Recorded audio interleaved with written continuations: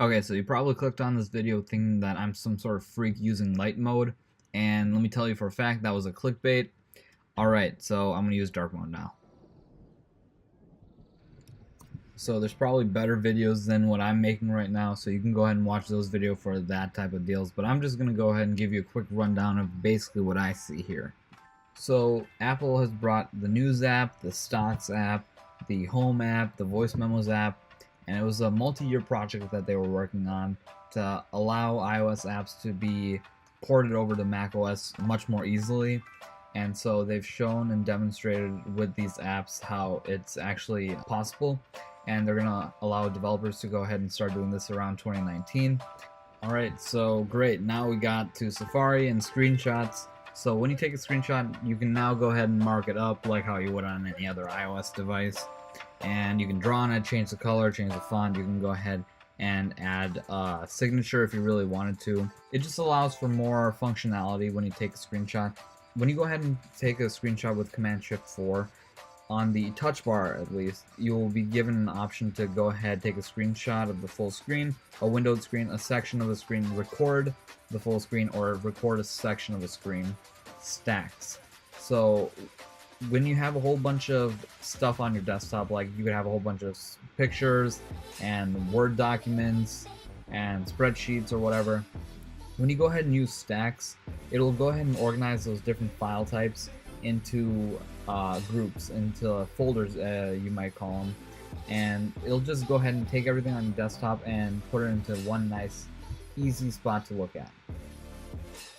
Alright, so now with messages, we have a nice, clean, dark look, like the system-wide dark mode that I've been saying throughout the entire video.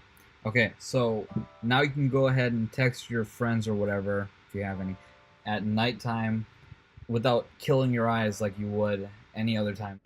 Okay, so App Store completely changed, and now it looks like the iPhone in that it has stacks and stories. So now you can go ahead and read some of the stories that they've done now on Mac. Great. So will you ever do that? Probably not, but it's nice to see that they've changed up the look of the store. Now with this change, I'm hoping that developers go ahead and port their iOS apps onto macOS, at least the apps that make sense, and hopefully this macOS App Store will revive itself and bring a whole new wave of developers to go ahead and start programming again for macOS. Side note, Apple, I cannot scroll with my two fingers or whatever when I want to search through more stuff within a game, more screenshots, more videos. So if you could go ahead and implement that functionality, that'd be great. Calendar looks black as ever. News app, even though it does have a darker theme to it, the actual news content page is white. Why? I have no idea. Alright, so now on to the most important function of macOS Mojave. The changing wallpaper. It's called dynamic wallpaper. What happens is it'll change the image throughout the day. It'll basically start off with the sunrise, go throughout the day, noon, great, and then set with the sunset. And it'll just essentially be you staring at a sand dune throughout the entire day. What you see there is what you'd see here, minus the extreme heat and extreme cold. But yeah, you get the experience. I guess the Finder's also black.